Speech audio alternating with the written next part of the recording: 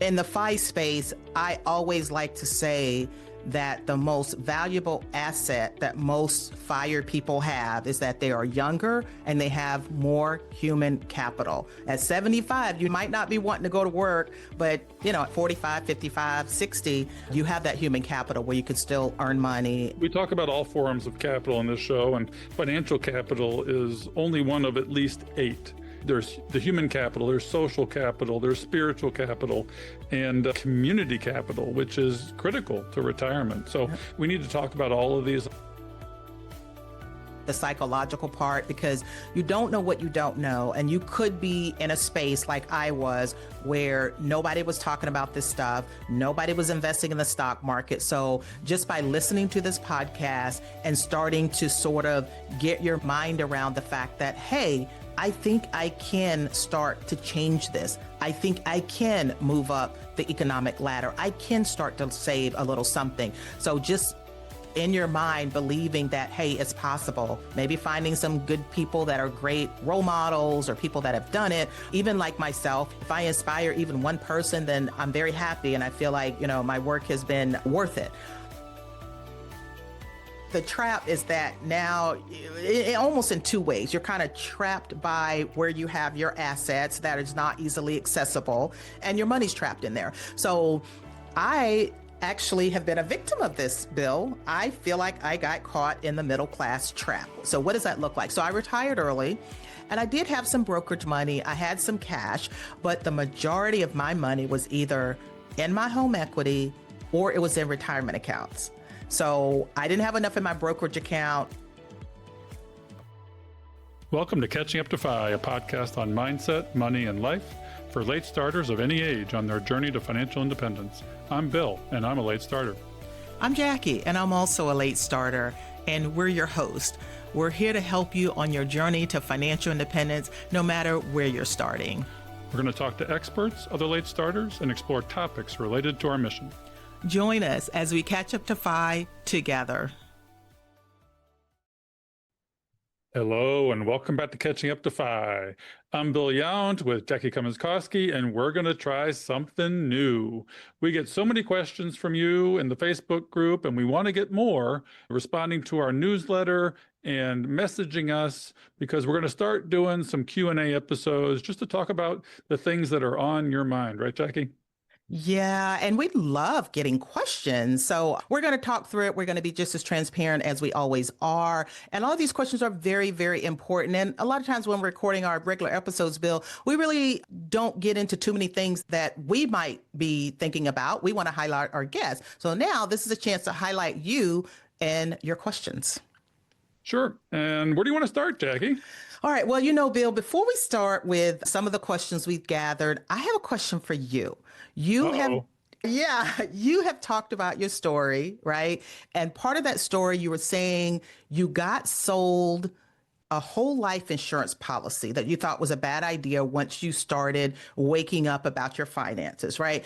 But you never really talk about how you got out of that, what you did, and maybe what you would suggest other people do. So when you found out you were in a bad deal, whole life insurance policy, what did you do to fix it?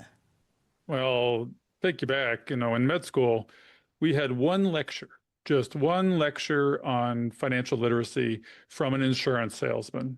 And that's how I got hooked into thinking the salesman from a big firm that is known for these things could be our financial advisor. No, this was a financial salesman, and quickly sold us insurance on whole life insurance was the main product. And this is permanent life insurance that lasts you for life. And there's things that you can do with it, like infinite banking, which we aren't talking about today. But by and large, a whole life insurance policy is definitely not for our audience. It's for generally the ultra wealthy that can use it for tax reasons and disposition of an estate. Having said that, that's not why we bought it. We bought it for life insurance. And there's a cash value to this. And then there's commissions. And the commissions are not small. The commissions can be 80 to 110% of the value of the policy in the first year. I mean, we're talking things like $30,000 to $50,000. So you're upside down Wow. in this insurance policy right out of the gates. And the returns you can expect for these, because they're invested, but they're not invested necessarily wisely. You don't even really know unless you ask what they're investing in. And you can expect maybe a 3, 4, 5% return on the growth portion of your policy, which barely keeps up with inflation. So essentially, there's no growth. You can borrow against them. So there is sort of access to the cash at some level. But in the end, there's a sunk cost. And I woke up to this a few years down the road, and the monthly expense of these policies, unlike term policies, which we'll talk about, are in the several hundreds of dollars, depending on the amount of insurance you buy. And so, I realized that there was a problem here. I don't know how many years into this, maybe 5, 6, 7 years into it. And I didn't research how to disposition this policy. There are multiple ways you can do it. If you're in the first 5 years of it, you can look at the costs of it as a sunk cost and just terminate the policy, take the cash value, and then you've got this lump sum of cash to do something with. It could have grown in the market over that 5, however many years you had the policy, but oh well, this is the stupid tax. You're paying the stupid tax, and you can invest it in the market. Well, again, I wasn't smart. We were in the middle of a home rehab, and we were getting short on cash. So guess what? The money went into the rehab of the home. So it was inaccessible. It was spent on excess because we were renovating over the top. So the whole thing was a sunk cost to me. And would I ever do it again? No. Would I ever deal with a financial salesman again? No. Well, what would I do? What should we do, Jackie? That's what I want to know, Bill. So thank you for being very open about what you did, even though hindsight, you don't think it was the best thing. But I was just curious about, what happened in that situation, because I never knew.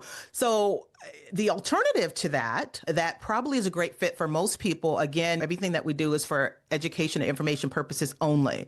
And we just want to give you as much good general information as we can. For most people, a term policy will get it done. And a couple of key words when you hear term policy would be, you probably want level term. That just means that the monthly amount is the same throughout the entire period. Now, the most common period for a term life policy is 30 years. Is that right? Because you want to get your kids grown and out of the house and things like that. Have you seen, Bill, where the recommendation is? There's a lot of different schools of thought on how much insurance you should have. I've heard 10x, 10 times your income. And, that to me is a logical thing to do. But term life insurance is so cheap that you could probably get $1 million policy, $1.5 million policy for very little. If you're in good health, you're young. It's probably, the last time I checked, probably a healthy 30-year-old woman has a kid. Now they need insurance. Like my daughter, she's about to have a kid. She's 30. She could probably get term life insurance for 30 years, $1 million policy, probably for around $100. So it depends on the company and stuff like that. But absolutely, it's really cheap. First, as you mentioned, who needs term insurance or who needs life insurance? Right. Well, you need it when you have dependents, when somebody is dependent on your income. My son was recently they tried to sell him life insurance, and he'd call me and said, "Nope, Jake." I said, "Jake, you don't need it, not yet. If you have somebody dependent on your income, like a child, like a spouse or a partner, and then you need to look at that. And you need to look at it not just for you, but also for your spouse, because you may be dependent on their income in a dual income family, or that partner may be working at home and have an imputed income that needs to be covered so that you can cover the costs of losing that person should they unfortunately die."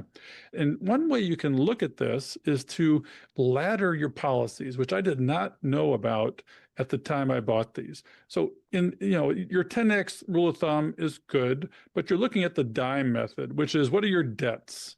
Okay. What is your income? What is your mortgage? And what are your expenses? And that can include, for example, the big nut of education for your kids, should you want to fund their college. And then the other thing is lifestyle. So your partner or your spouse will need to potentially maintain the lifestyle that you're accustomed to. So it's not just about paying your debts. It's about covering, your current lifestyle expenses for the remainder of their lives. So when you ladder policies, you can buy 2 or 3 policies, say 3 policies, because as your net worth or your nest egg increases, you need less life insurance. Okay. You could do a 30-year term, a 20-year term, and a 10-year term, for example, and they'll all peel off as your assets increase. So the total amount of insurance may be, say, 5 million. And so you could do 2 20-year term policies and a 10-year term policy, or a 30, 20, 10, depending on the number you need, divide it up into those policies and let the 10-year peel off. And by then, hopefully you have a net worth that's the amount of that portion of the policy. And that's what I would have done, because it would have automatically decreased my life insurance costs, because what we did, we were carrying, say, $5 million of life insurance, but our assets were near that at some point, say 3 to 4 million, and you don't need that much. You need what you need to get to your FI number. And right now, my wife and I carry $1 million term on each of us, because that comfortably gets the other person to the lifestyle and our FI number. We have college paid for, our mortgage is paid for. It's really to cover expenses. So that's what I would do now. And, different from level term, my wife has a variable term policy, which was sold to her too by the same company. And that's a little different. It's a 70-year term where it goes to age 70 for her, but it's variable. So the cost of it early on is lower, but as she ages, the costs increase.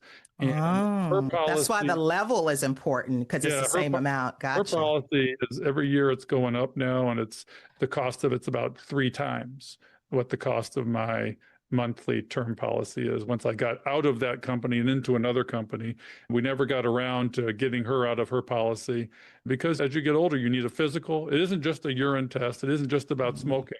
You got to get these things when you're young and healthy, because they're cheaper. Yeah, and let me mention this, Bill. Since I work for corporate America, normally most companies will offer you term life insurance equal to 1 or 2 times your annual salary. That's what I got when I was working there. Now, I wouldn't suggest that other people do this, but I didn't have any other insurance beyond what my company offered, which probably wasn't enough. So it put me in that I didn't know boat. But today, I'm retired. I don't have any dependents anymore, and I have built up my assets. So you know how much life insurance I have right now?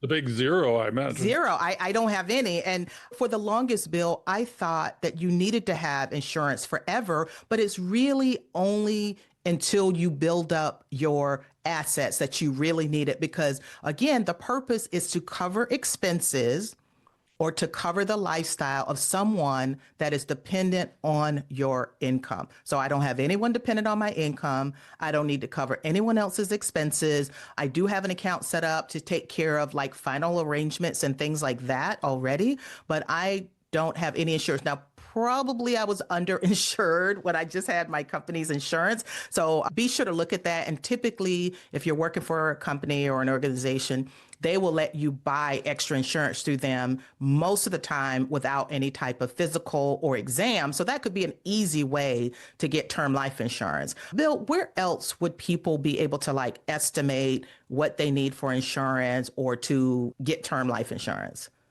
Well, I mean, there's calculators all over the internet, and they should try and calculate or talk to somebody that could help them calculate it.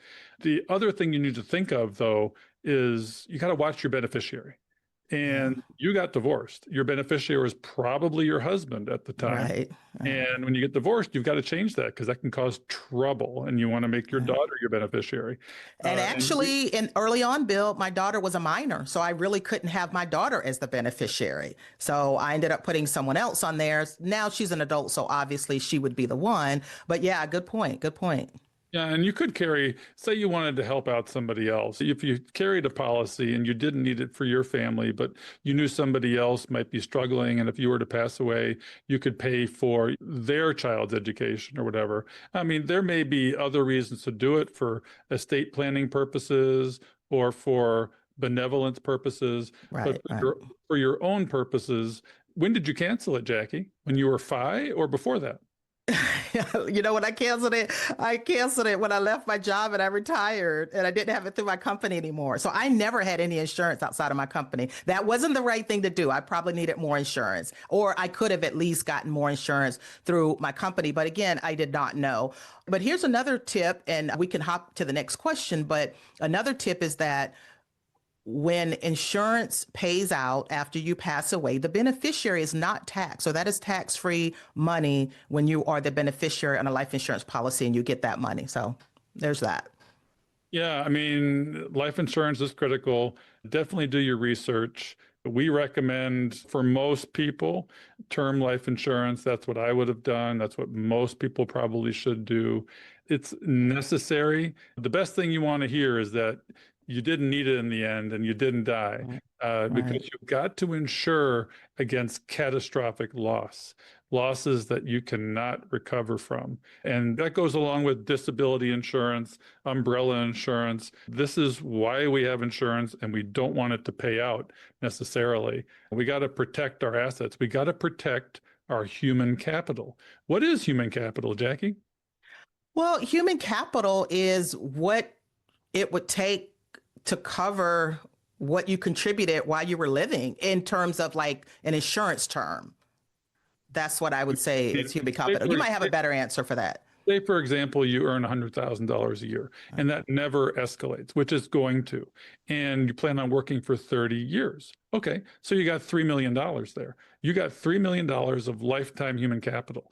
And you want to calculate how much of that do I want to save? How much of that goes towards savings overall so that it can grow and cover my expenses and help me reach to the FI number? If you're paycheck to paycheck, you can watch all of that get squandered. And you don't want to squander human capital, because your human capital is like a bond. Yeah. Well, in the FI space, I always like to say that the most valuable asset that most FIRE people have is that they are younger and they have more human capital. At 75, you might not be wanting to go to work, but at 45, 55, 60, you have that human capital where you can still earn money. We talk about all forms of capital in this show, and financial capital is only one of at least 8. There's the human capital, there's social capital, there's spiritual capital, and community capital, which is critical to retirement. So we need to talk about all of these on the show. And today, this life insurance is really about your financial human capital. So here's our next question, Bill. All right. So this came from one of our Facebook members. Recently, my husband was gifted $19,000 by his mom and $19,000 by his dad. 2 separate checks. We are in Texas. I thought $17,000 was the limit for gifts without tax implications. And is it up to the limit for each person? So everyone in your life could gift you $19,000 and you still wouldn't pay taxes on it? Well, what's the answer to that, Bill? This is a great way to make sure that your wealth, and that you're not the richest person in the graveyard. And as we reach more than our number, and as part of our estate or giving plan or inheritance plan, you want to see the money go to use while the beneficiaries of this money need it most. And that's going to be, say, in their 20s and 30s. It's not going to be when you're 60, 65, 70, and your 80, 90-year-old parent passes away. Hopefully you're financially independent by then. And so the point here is, if you can, don't wait. And then the question here is about how much can you gift? Well, $19,000 is a tax-free gift, and it can come from anybody with a Social Security number, and it can come from both grandparents, each giving you the same amount, both parents, all in one year. Heck, they can give you hundreds of thousands or millions of dollars, and it would be tax-free, but it would come off of the total estate tax. And that now is currently, about $14 million. So you would have to file a form that said, I gave away $200,000, and it'll be subtracted from your lifetime estate tax free gifts. Yeah. So the mechanical part of this question is you mentioned $19,000 versus you said you thought it was 17,000. So this annual amount gets adjusted for inflation every year. So that might have been the discrepancy. But like Bill said, you can gift up to $19,000 for any individual. For instance, if you've got two parents with 10 kids, one spouse can gift $19,000 to all 10 kids, and the other spouse can do the same thing. And the $19,000 for the annual amount, that sticks with a lot of people because you don't have to file a form or anything. But if it's above $19,000 to any one individual, technically the IRS says you have to fill out this form and you have to calculate it. Like Bill said, it gets added to that really big $14 million. Well, most people aren't even close to $14 million, so they don't run the risk of that. So you can certainly gift more, but technically you're supposed to file a form to declare that you gifted someone over $19,000. Yeah, I mean, this is not supposed to be spent in my mind. You know, if you've got a working son or daughter or a grandchild that's working, max out their Roth IRA with some of this money. Make sure that it gets saved, add to their wealth. You know, and this could help pay for college for certain. That's, you know, adding to human capital and adding to wealth indirectly. So this is not for lifestyle inflation. This is not to help pay your mortgage that's too expensive when you're house poor. These gifts are to help you increase your wealth, in my mind. Yeah. So good question. Thank you for sending that in. Here's our next question, Bill. Okay. I'm soon to be 58 and plan to retire at 63 and a half. I have reached my FI number, but need really good health insurance. So I work. We hear that all the time, right? Also, I'm in sales. So you're only as good as your last year, and I have 1 full year of expenses saved in my high yield savings account. Should I have 2 years saved by 63 and a half?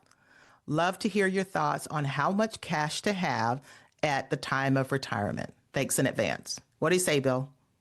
Well, this is variable and this is personal. Okay. People talk about bucket strategies, and I think that's part of what she's talking about here. There are people that say, you know, buckets, flower pots, garden hoses, and it's all the same and it can be hard to balance. My rule of thumb is, and this is what I do, no more than 5 to 10% of your portfolio should be in cash. Otherwise, you're going to see significant drag on your portfolio, which means your returns will be lower. We currently have 1 year of expenses in cash, and that's part of our fixed income allocation. And I plan on having 2 years of cash in our portfolio. This is your part of your paycheck portfolio. This is where you pay yourself every month or every quarter. And then the other buckets carry forward and help fill up those if you're thinking about this with mental accounting. Jackie, what do you do? Yeah, so I look at it a little bit different. Now, I am retired. I have been retired since December 2019. And what I did in preparation for retiring, so looks like she is, or he or she, I'm not sure, but they are, looks like 5 years away from retirement. So what I ended up doing was I had 3 years worth of money that was not invested in the stock market. It was safe money, probably in a high yield savings account. Maybe it was in CD or something like that. But I felt comfortable with that because I did not want anything to come between me and my early retirement. I retired at 49. So whatever makes you feel comfortable. And I feel like, Bill, since this is a pivot point, they may want to have a little bit more cash than usual. But think about the fact that you do not know what the stock market is going to be doing when you retire, and you don't want anything to mess that up. Also, Bill, we would look at all of your accounts and decide which account you will probably be drawing out of and how much of that do you have in bonds, because bonds are safe enough to where if you needed money to live off of, you are not going to have to worry about the higher risk assets or the volatilities that you see with stocks. So that's when someone's approaching retirement, it makes sense to lighten up on stocks, and have a little bit more in bonds because you do need a little more safety when you expect to use that money. So that's something to take in consideration as well. So, Bill, you basically landed on 2 years worth of expenses in cash. I had 3 years. So I would say somewhere around that is what probably would make sense and make you feel comfortable. Yeah, I mean, the fixed income part of your portfolio is your paycheck portfolio. And, most bear markets are, say, 2 to 3 years, but the stock market can be flat for 10 to 15. And you're not going to be able to cover that with just fixed income. You've got to have growth assets. So, that's where the bucket approach can fall apart if you're trying to cover 10 years of expenses in fixed income or cash. Generally, you're going to have short-term needs, mid-term needs, and long-term needs. The stock market is for your 10 to 15-year long-term needs. The middle portion is for your 2 to 7 year needs, and then the cash portion is for your immediate needs. That's sort of the traditional bucket strategy. There are other strategies because there's as many retirement drawdown portfolios as there are people in many ways. We've talked in the past with Frank Vasquez about drawdown, and he promotes the risk parity portfolio, which is vastly different. And go to that episode in order to hear more about it. We can't get into it today. But you do have to look at how you structure a drawdown or retirement portfolio because it's going to be different than your accumulation portfolio. That's the critical thing. It doesn't necessarily stay the same. It may not be the best idea because you want to have more diversification, I think, than a typical growth portfolio for more rapid accumulation. That's just my thought. Yeah, and Frank Vasquez, he's a friend of the show. He gets real fancy sometimes. You can still do this very simply. The most common asset classes, stocks and bonds. So you need to determine what your allocation is. But one other thing in this question, Bill, that stood out to me was this person is looking to retire at 63 and a half. So I would also ask, when did you plan on taking Social Security? Because your gap might not be that wide from the time that you retire to the time you turn on Social Security. Like if you turn it on at 67, you only have a few years before you do that. So keep that in mind as well. If you have a pension or something like that somewhere in the mix, again, that's cash that would be flowing to you. So all those are things that you should take into consideration. But great question. And you definitely want to go into retirement with some cash because you don't know what the market's going to be doing. Even bonds sometimes are a little bit iffy. And the worst thing is to have to pull from your stocks or bonds while they're down. And for me in particular, I retired December 2019. Well, we know what happened in March of 2020. So I'm glad that I had that cash in hand. There's other ways you can accumulate it. It doesn't have to be just active income. You can turn off the reinvesting of your dividends and accumulate those over the last couple of years that you work. Now, remember too, she's going to be 59 and a half, or he, in a year and a half. If they needed to retire now because they're in sales and the bottom falls out, they could create a 72T SEP plan to bridge and cover their income until they're able to access their tax protected accounts more easily. There are many ways to skin a cat, and there is as many thoughts on what to do with this. There are people in the FIRE movement that are 90-10 and 80-20 with stocks and fixed income and who have high risk tolerances. And then it goes on down. How do you sleep at night? Well, that's probably how much you need to have in safe assets to cover the gap that can occur with a bear market. Yeah, and I totally feel I was in sales. So when they said in sales, you're only as good as your last year. Oh God, do I feel that. So that's always a concern too. And I totally understand where you're coming from there. All right, Bill, let's move to the next question. I'm 44 and very new to investing. I have a 401k with my company, but pay a fee to have someone manage it. I was looking into starting a Roth IRA. Is now a good time to start one? Appreciate the advice and suggestions. Well, I appreciate the question. And, accumulation is relatively easy, and you can DIY that pretty easily with a little bit of education and not pay those fees to have someone manage it. 2, 3, 4 funds, you can manage those. You can rebalance those. And you can use Portfolio Visualizer or portfolio charts to look at what your expected returns are and get your trajectory to FIRE. So at 44, I would invest in education. And why pay somebody to do what everybody who's an active earner can do? There are a lot of smart people out there that earn $50,000 a year. And there are really dumb people like myself that earn a significant Aw. income. And we can all read the same books, listen to the same blogs, or listen to the same podcasts like this one, and learn the fundamentals of investing. Why pay somebody 1% to send their kids to college when you can put it in your pocket, and that 1%, which sounds little, will compound and end up being, say, $1 million in your pocket? Yeah, I know, Bill, you kind of got burned with the whole high fee advisor and things like that.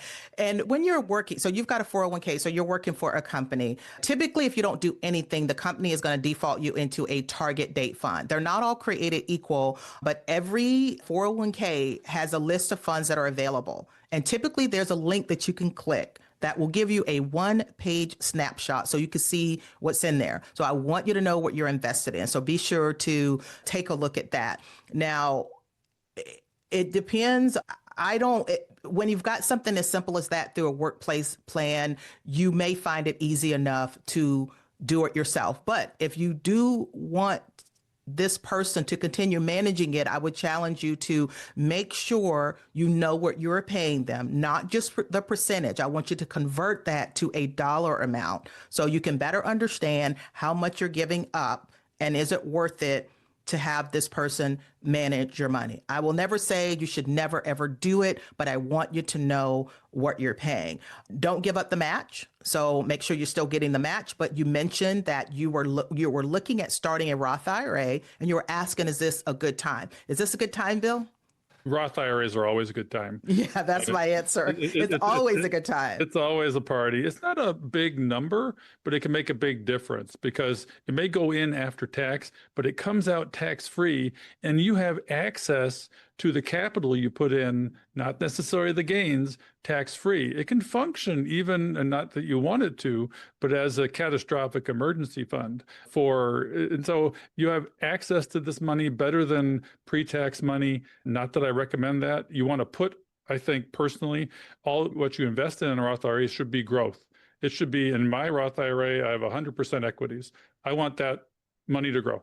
It is going to be part of our inheritance plan, our estate plan. That money is probably going to go to our kids. We have two of them because you can have a spousal IRA. Now, remember, there are income limits for higher earners. You may have to do the backdoor method, and we've talked about that before. Just search backdoor Roth IRA, and it will take you through the steps. It's not that complicated. But don't forget your spousal IRA. The limits or the amount, and for late starters, there's a catch-up contribution. It doesn't end at $7,000. You can, I think, deposit $8,000 into your Roth IRAs these days. You get $1,000 catch-up contribution. Yeah. And she's 44. So you got 6 more years, but that's always worth mentioning. Now, with the Roth IRA, I do want to stress what you mentioned, Bill, the way that it goes in after tax, but the contributions that you put in, you can take those out at any time, tax and penalty free for anything. Not that we're encouraging that because this should be long-term money, but I just want to be clear. I just want you to be clear on how that works. Now, another thing is, since you have a 401k, most 401ks now have a Roth option. So I would check, and I don't know who's, for the person that's managing it, if he had this conversation with you, but you can log onto your account yourself, fairly easy, or you can ask for instructions. And typically there's an option to do pre-tax money, which is traditional, or you could do Roth. Those are the two primary ones. So a Roth IRA would be great. And I love the idea of at least mixing a little pre-tax and a little bit of Roth. So I'm glad that you're trying to add that to the mix, but it may even be more helpful to know if you have a Roth option through your 401k. You actually have higher limits that way. A Roth IRA, Bill, you said it's around $8,000 or some $7,000 or $8,000, depending on the catch up. Double check the IRS for the amount. These amounts change every year, and we don't have that photographic memory. But there you go. But great question, and our bottom line answer is that it is always a great time to start a Roth. Yeah, and people talk about should I Roth or should I traditional? There's a lot of math to that, but for my kids, for example, in your low income years, Roth all day long. When your tax brackets are low, as far as tax arbitrage, when you're paying 12, 15% tax on this money, you're getting a great return on your Roth investment. Now, in your higher income years, like late starters, it becomes trickier to decide. And we've had shows on this, and Sean Mullaney recommends traditional all day long for the late starters for many reasons. Because when you separate from service, you can do Roth conversions. So you can catch up on Roth later in life when your tax bracket drops as your income drops going into retirement. High income years, probably traditional. Early in life, Roth all day long. Later in life, look at Roth conversions. So Roth money is important. It's a great way, and you want to have sort of the tax triangle balanced if you can. You want your brokerage money, your post-tax money, your traditional IRA money, and your Roth money, because they're all treated differently from a tax point of view. You can end up with the traditional 401k or IRA with a tax bomb we can talk about someday as you get to required minimum distributions. And so tax optimization is a complicated topic, and we have had a couple episodes on it, but you never talk about it enough, and we can do more in the future. Yeah, great question. Great question. So this next question came to us. We were guests with the Donegans on their Rebel Finance School, which is an awesome summer school. They do several sessions, 6 or 7 different sessions throughout the summer, absolutely free. We'll drop that in the show notes. But we got a question from someone there that honestly, we get asked this question a lot. So what if you're low income and can barely save? What do you do? Now, I'm not going to have the doctor answer that. I'll answer that. So I will answer that because I grew up poor, as I have talked about many times, and I felt exactly this way, right? When I was making nothing, barely making ends meet, I had nothing to save. And I didn't know how to start to, I guess, move the needle. And so I discovered I was doing something I didn't realize I was doing. So I was saving the $2 bills. As you know, Bill, I have these $2 bills everywhere from high school to college. And as an adult, I was saving $2 bills because I thought that they were special. Well, it turns out they're not. They're only worth $2. However, here's what that did do. It started me creating a habit very early of saving something, no matter how small it was. And I was building that muscle and I was creating the habit. So when you feel like you have nothing that you can save, come up with some small amount that you can muster up, even if it's $10 a week, $50 a week. You are building the muscle. So when you make more, you will save more. And then ask yourself that important question. If you're a low income today, is that a permanent state? What can you do to get out of the low income cycle? Is that going to school? Is that picking up a skill? Is that a side hustle? What does it look like? Because we don't want you to stay in this low income state.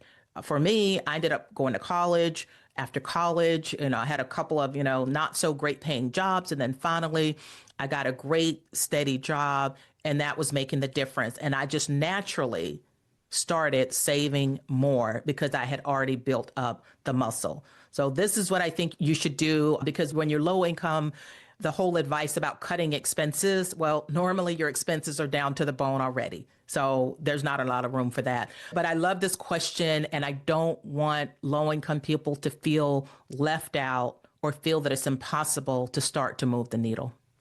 No, Jackie, you never made more than $100,000, maybe $89,000, $90,000 was your peak. Your savings rate was somewhere between 30 and 50%, and you retired in 11 years, riding a bull market, investing appropriately and aggressively. You did it. You are an inspiration to our community and to this population. You do have to increase your income if you want to get there. There's no doubt about it. You can job hop and move up the ladder. I agree with certifications or additional education to increase your income. You can only frugal down so much, and you want to live a balanced life. It's not rice and beans for life. It's not no vacation. It may be going camping instead of to Europe, but you're going to live a robust life. And people on 5-figure incomes can absolutely do this. We want to inspire you.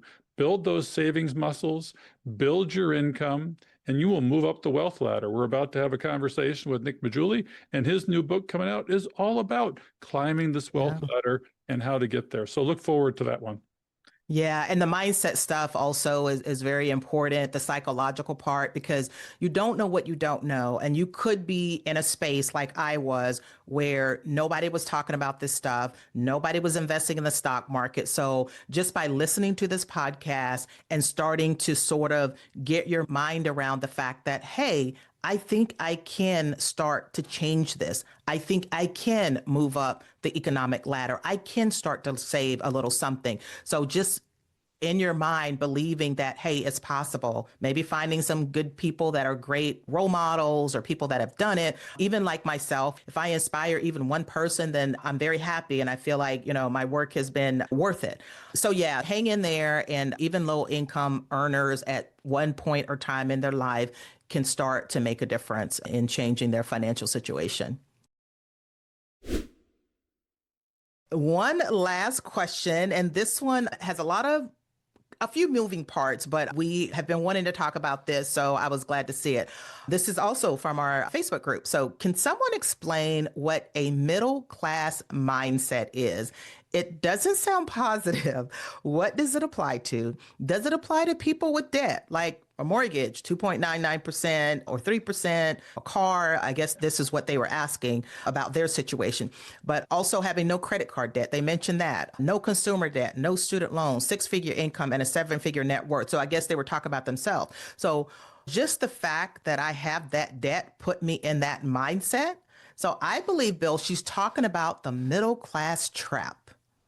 Yeah, I mean, there's been some podcasts on this, and we've not talked about it. And there is, in a way, a bit of a trap. The traditional American dream is, a house, 2 kids, 2 cars in the garage, new usually, right? Or leased, and probably overbuying a house based on what the bank tells you can afford. And she talks about net worth as 7 figures. I want to know how much of that is the house, because you can't eat the drywall, you can't eat the equity. Right.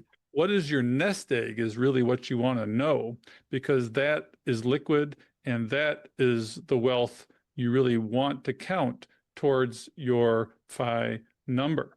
And the middle class trap, you can be house poor or an asset poor and look rich, but on paper, it's not going to get you to the freedom you desire. Jackie, what do you think about the middle class trap? Yeah, the way I think about the middle class trap, and the way the question was asked, they did not even mention anything about their investments. But the middle class trap is where, to be middle class, you're told to follow these directions, okay? Buy a home, okay? Invest in your 401k, invest in your IRA, invest in these tax advantage accounts. Well, all of those that I mentioned, they kind of lock your money up. Like if you've got equity in a home, let's say you got $400,000 equity in your home, that is amazing. But like you said, you can't pay your bills with the equity in your home. So that's kind of trapped. All right. The next part is the tax advantage accounts. Well, we know there's a few ways that you can get money out of your accounts early, but that takes a little bit of digging, a little bit of research. But generally, a lot of that money you can't even touch until 59 and a half. So that's not easy to get to. So now you're like, I have all this money in my retirement accounts. I have all this money in my home equity. Now what do I live on? So the trap is that now almost in 2 ways, you're kind of trapped by where you have your assets that is not easily accessible and your money's trapped in there. So I actually have been a victim of this, Bill. I feel like I got caught in the middle class trap. So what does that look like? So I retired early and I did have some brokerage money. I had some cash, but the majority of my money was either in my home equity or it was in retirement accounts. So I didn't have enough in my brokerage account or in your massive HSA. Or in my massive HSA. Now, HSA, that's a little bit of an exception because there's no age difference, but it has to be used for medical stuff. So yes, to your point, I've got all these different pots of money including the equity in my home, that I cannot easily access, which is why I ended up having to do a 72T. And I talk about that a little bit in the episode with our 72T guy. Having a brokerage account could help solve that problem because there's no age limits. The money's not, trapped. Maybe you have income from real estate or property or something like that. But a lot of people that are middle class, they're told to do these things. And now if you decide you want to retire early, you're kind of bound by some of these rules, which again, you can maneuver through, but not easily. And plans change because my plan changed with my home. I thought I would be selling my home right after I retired and I would have all this cash. Well, I didn't sell the home. So the cash in the home, even though it's almost always paid for, I couldn't really use that. So where do I go to next? I started using most of my brokerage account money, which that was gone in a few years, or the majority of it was. And I had to start thinking about other options. And Bill, at first I was taking money out of my I was taking my Roth contributions, and that's a no-no, right? Hopefully. No. Yeah, that wasn't, so I realized that wasn't a wise thing to do, right? Bill, I'm like, why am I spending down my Roth money? I want that to grow as long as possible. So I said, okay, what else can I do? That's when I ended up setting up the 72T, which is basically where I could set up equal payments. It's legal through the IRS, set up equal payments with an IRA, and that money is coming to me every month, and there is no penalty. So I figured out all the hoops you had to jump through to set that up. It wasn't as hard as I thought. And so that's why I'm doing this provision where I don't have to pay a penalty, but I can still get to my IRA money. But aside from doing that, I was kind of stuck in that middle class trap saying, where's my money coming from? Because I'm still under 59 and a half, so I couldn't easily get to it. I had to figure out ways to do it. So that is a middle class trap. Well, I celebrated my 59 and a half birthday on April 27th, and I was like, woohoo! I know. People don't necessarily think that that's a big one, but that's a freedom birthday. That's one of the advantages late starters have, honestly, is that they're going to get there a little sooner. And it's nice to be there after 59 and a half. I was unaware that my money was locked up. I was so ignorant financially that I didn't pay attention to that. And we're going to talk to Nick Majuli again, who talks about, the 401k isn't necessarily from a tax perspective as big of an advantage as people think. And there's no shame in not maxing that out necessarily if you want to retire early, especially, and buffing up that brokerage account that's going to help you with that bridge to 59 and a half. Yeah, if I could have done anything different, Bill, I would have put more money in my brokerage account and had a bigger brokerage account. I wasn't intending to work, but there was a little bit of income from that, but that wasn't enough to live on. So you live and learn. And, this whole middle class trap, I think it makes sense, but there are ways to move around it, as I did. So whenever a problem is presented to you, kind of start thinking about, okay, is there any way to hack this? Is there any way around this? Is there a workaround? But that is what people are usually talking about. Since you didn't tell us where your assets were, we can't really give you a stamp of, yeah, this is a middle class trap or not, but that's what that is. And you can probably answer that question for yourself. Well, you could unlock some home equity too by downsizing. And that was a big lever for us. Downsizing, paying off a house in cash, taking your proceeds from that and investing them into a taxable side is a real lever that people can pull to get a bunch more money into accounts that they can access. And we did it. You can do it too. It's hard. Yeah. It ain't easy to do that. You can sell these expensive cars and buy older cars for cash and free up more money that you could invest. Look, Bill's talking about me and my luxury Lexus. I see you. Yeah, me and my Subaru, right? All paid off. Got out of the Audi and into the Subaru. Can't complain there. I'm happy as a clam. My daughter, since she's having a baby now, she's in the market for a new car, and her dad suggested a Subaru. I'm like, well, why'd your dad suggest that? And her thought, and my thought too, about Subarus is that it's something that granola people like to drive and stuff. Is mainly in the Northeast. And so it's just kind of funny how she thought of a Subaru. But I'm like, they're good cars. They're all 4-wheel drive, right? Well, they last a long time, supposedly. You gotta look at it. You gotta be intentional about those $30,000, $100,000 decisions. You can have your Yeah. lattes, but don't screw up the car. You know, Right. don't screw up necessarily a private college education when the state school is perfectly Mm. reasonable to get you where you want to go. There are big decisions that get you to FI and help a late starter supercharge their path that you got to be conscious of. Yeah, I'll have to give my daughter credit. She got it was a Kia that her dad brought for her when she started college at 18. And now she's almost 30. She still has the same car. She Good never for got her. another. Good for Good, her. So she good did a for her. great job. She deserves a new car. I'm very proud of her. And I never had to talk her into it or anything like that. She's just like, my car runs fine. And I remember she said she met up with a good friend of hers from high school, and they're like, "You still driving that kitty car?" And she's like, "I don't Well, care." is she buying new or is she buying new to her or you? Well, that's another story. I like to buy I like to buy pre-owned cars, and she knows what my rule is. I do like a luxury car, but I typically get it 3 to 5 years old in great condition, luxury car. That's roughly about 50% of what you would buy it for brand new. She's been looking at newer cars, and she's got baby on her mind. So she's thinking, I just want the safest possible. I don't want to worry about maintenance bills and stuff like that. So she hasn't gotten it yet, but she's leaning toward a new car. So mama still has to work on her. Yeah, well, we got to have an episode on this. And no, this has been fun, Jackie. It has. I love it, Bill.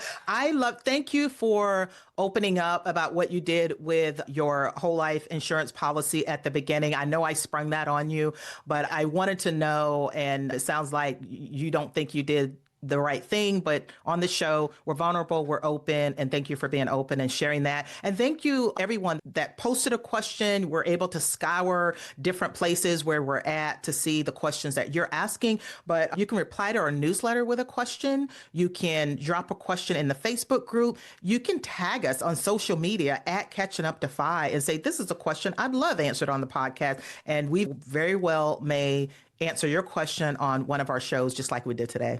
Yeah, you can email us. Just go to the contact page on the website. But do sign up for the newsletter. We got a great new member of the team that's putting it out every month. Yay, Patrick. Yeah, just respond to it. And these episodes are fun. Another kind of episode we're looking at doing is probably a community episode at some point. Not necessarily regularly, but it would be fun to have a couple of you guys on the show to talk about questions pertinent to the rest of us. Oh, Bill, we forgot to remember your favorite way to get a question. SpeakPipe. Oh, yeah. We like those. We like love those. Leave us a voice message and then we'll put you on the show with your voice. There's lots of fun ways to get in touch with us, and we'll have more fun with these episodes as the questions come in. Yeah, and we got to close with a quick thank you. You see, if you're on YouTube, you're seeing my little marquee sign. We just recently passed 1 million downloads, and we could have never done that without you, our listeners, our guests, our Facebook group, our staff, everyone. We are eternally grateful, and we are rolling on, and we'll see you at the next 1 million. But doing shows like this, we try to do different things to connect with our audience, to make sure that you know that we listen to you and what you have to say, and your questions are so important to us. Yeah, I mean, good questions help others not make mistakes. I still make mistakes. Don't feel bad about mistakes. You just don't want them to be big ones as a late starter, if at all possible. But in asking questions, doing your research, trust but verify. You know, we do our best to answer these questions accurately, but trust but verify. It's for educational purposes only and to have fun. All right, I've had fun today, Jackie, but it's time to scoot on out of here. Yep, we thank you for joining us, and we will see you next time on Catching Up to Fi. Cheers. So, Bill, as you know, we cannot do this show without our amazing staff and the people that help us put this on. Our social media maven is Diana Falk, and our editor is Fritz Brizard. We love them, and they keep us going. Yeah, Jackie, I mean, this show wouldn't have the quality it has without our folks, our peeps. And we'd also like to give you a few calls to action for the show. We love our community, and we hope you love us back. If you would like to support the show and our mission to help late starters, you can do that at Buy Me a Coffee, which is a platform that allows you to make a donation. The link is in the show notes and on the website. Check out the show notes for resources mentioned in today's show.